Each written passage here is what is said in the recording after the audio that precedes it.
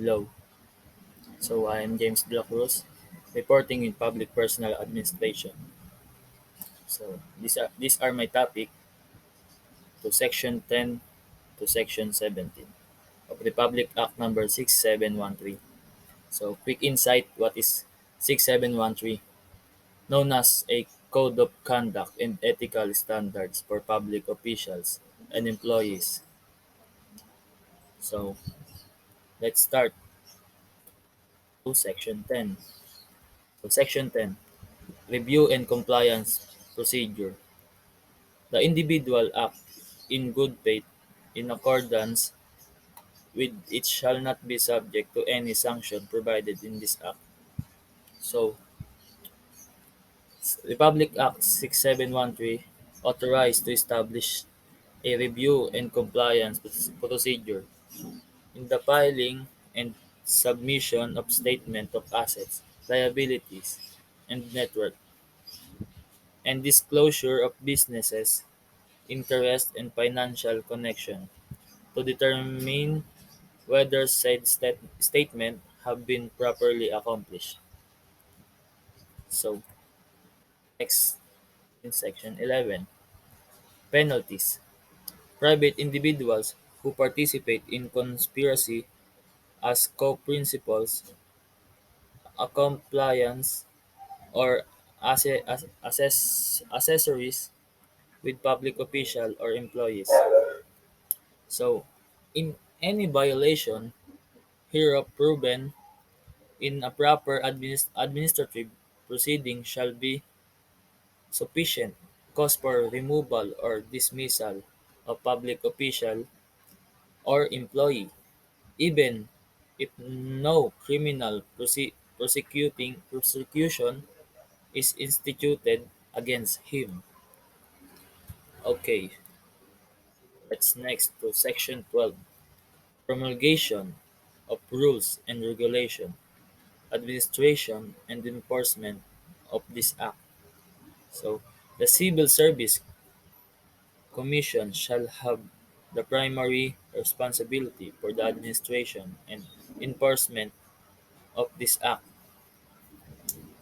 So, promulgation of rules and regulation, administration, and office of this act is public officials and employees shall not solicit or accept directly or indirectly any gift, gratuitously, favor, entertainment, loan, or anything of monetary value from any person in the course of their official duties or in connection with any operation being regulated by or any transaction which may be affected by you. So, next to section 13, provision for more stringent standards. Nothing in this act shall be construed to derogate from any law or any regulation prescribed by any body or agency which provides for more stringent standards for its official and employees. Next is section 14, appropriation. The sum necessary for the effective implementation of this act shall be taken from the appropriation of Civil Service Commission. So that these are the types of appropriation is regular appropriation bills, continuing resolution, and supplemental appropriation bills. So let's start to appropriation bills, also known as supply bills or spending bills, is a proposed law that authorizes the expenditures of government funds. It is a bill that set money aside for specific spending.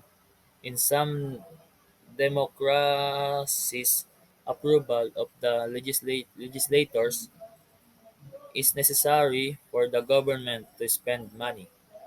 So next is a continuing resolution. Continues to pre-existing appropriation at the same levels as the previous fiscal year or with minor modification for a set amount of time. Continuing resolution typically provide funding at a rate or formula based on the previous year fund.